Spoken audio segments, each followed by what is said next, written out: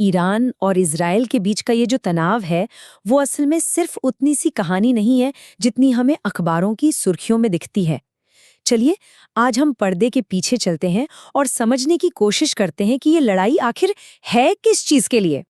तो पहला सवाल यही उठता है, क्या ये लड़ाई सच में ज़मीन या धर्म के लिए है, या फिर असली खेल दुनिया के सबसे कीमती संसाधनों पर और ग्लोबल पावर पर कब्जे का है? ये किसी एक इलाके का झगड़ा नहीं, बल्कि एक ग्लोबल शतरंज की बिसात जैसा है, जहां हर चाल बहुत सोच समझकर चली जा रही है। इस पूरे संघर्ष की जड़ तक पहुंचने के लिए हमें सबसे पहले अमेरिका की उस स्ट्रैटेजी को समझना होगा, जिसे कुछ लोग अमेरिकन प्लेबुक कहते हैं। ये वही रणनीति है जो उसकी ग्लोबल पावर का बेस है।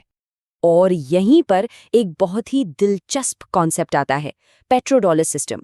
इसका सीधा सा मतलब है कि पूरी दुनिया में अगर किसी को भी तेल खरीदना है तो उसे पेमेंट अमेरिकी डॉलर में ही करनी होगी। अब ये सिर्फ एक नियम नहीं है, बल्कि ये अमेरिका का वो सबसे बड़ा आर्थिक हथियार है जो उसकी इकोनॉमी को और उसकी ताकत को बनाए रखता है। कहा जाता है कि इराक और लीबिया जैसे देशों में एक पैटर्न साफ साफ देखा गया है। जो भी देश इस डॉलर सिस्टम को चैलेंज करने की कोशिश करता है, उस पर कोई ना कोई आरोप लगाकर उसे रास्ते से हटा दिया जाता है और फिर उसके तेल के भंडारों पर कंट्रोल कर लिया जाता है।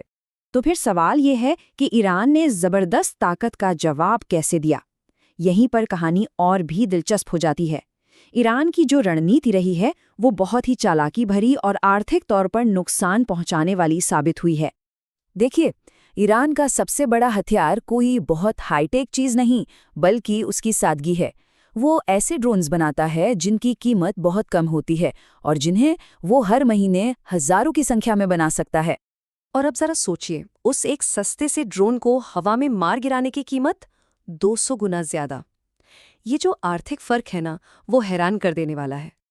ये तस्वीर इस पूरे आर्थिक खेल को एकदम साफ कर देती है।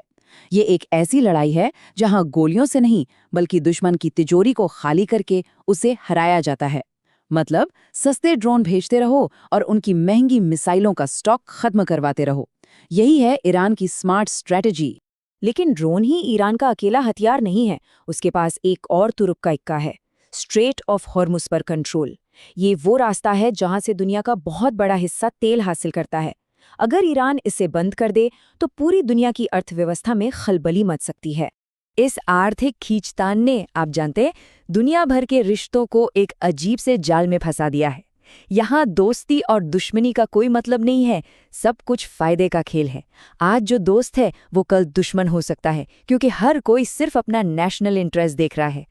इन बदलते रिश्तों का एक बड़ा दिलचस्प उदाहरण यहाँ देखने को मिलता है। देखिए, इजराइल पाकिस्तान के मुद्दे पर भारत का खुलकर साथ देता है, क्योंकि पाकिस्तान दोनों का कॉमन दुश्मन है। लेकिन जब बात चीन की आती है तो वो चुप हो जाता है, क्योंकि चीन एक बहुत बड़ा और ज़रूरी ट्रेड पार्टनर है।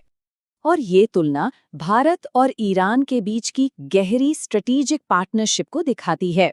ईरान ने चीन और पाकिस्तान के भारी दबाव के बावजूद भारत को चाबाहार पोर्ट का एक्सेस दिया। ये एक बहुत बड़ा कदम था जिसने दोनों देशों के रिश्तों को और मजबूत किया। ये एक बहुत ही पुरानी लेकिन शक्तिशाली कहावत है जो आज के इंटरनेशनल रिश्तों के दोहरे मापदंड को एकदम सटीक तरीके से समझाती है। मतलब, दुनिया का रिएक्शन इस बात पर निर्भर करता है कि सामने वाला पक्ष चाय की तरह डिस्पोजेबल है या फिर घी की तरह कीमती। तो ये सब देखकर एक बड़ा सवाल खड़ा होता है कि इस नए तरीके की आर्थिक और प्रॉक्सी लड़ाई का भविष्य क्या होगा, क्योंकि इसके जो नतीजे हैं वो बहुत खतरनाक हो सकते हैं।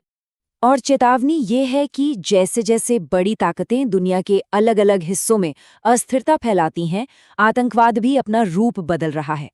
ये अब सिर्फ बम और बंदूकों की लड़ाई नहीं रह गई है। अब खतरा बायो वेपन्स, डर्टी बॉम्ब्स और यहाँ तक कि समंदर के नीचे इंटरनेट केबल काटकर पूरी दुनिया को ठप कर देने का है।